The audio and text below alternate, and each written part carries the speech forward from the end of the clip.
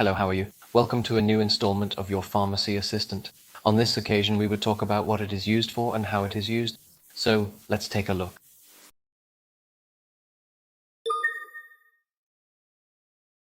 Today, we're going to explore everything you need to know about aspirin, or as it's known scientifically, acetylsalicylic acid. Let's get started. You've probably heard of aspirin or even used it before, but what exactly does it do? Primarily, it's used to reduce pain, fever, and inflammation. It's a common remedy for headaches, toothaches, and muscle. It's also used to prevent heart attacks and strokes by reducing the formation of blood clots. Now, how does aspirin actually work in your body? Aspirin inhibits the enzymes that are involved in the production of inflammatory chemicals in your body. This not only relieves pain, but also reduces inflammation and lowers fever. As for the dosage and how to take it, it's crucial to follow your doctor's instructions or the label direction. Generally, adults can take between 300 and 600 milligrams every 4 to 6 hours for pain relief.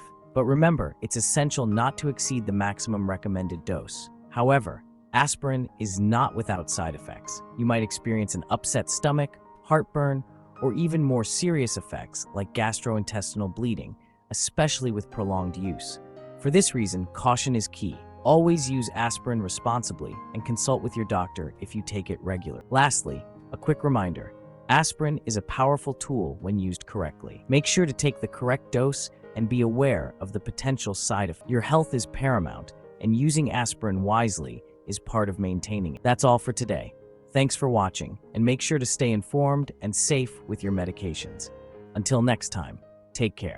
If you've made it this far, let us know in the comments why you're using this medicine.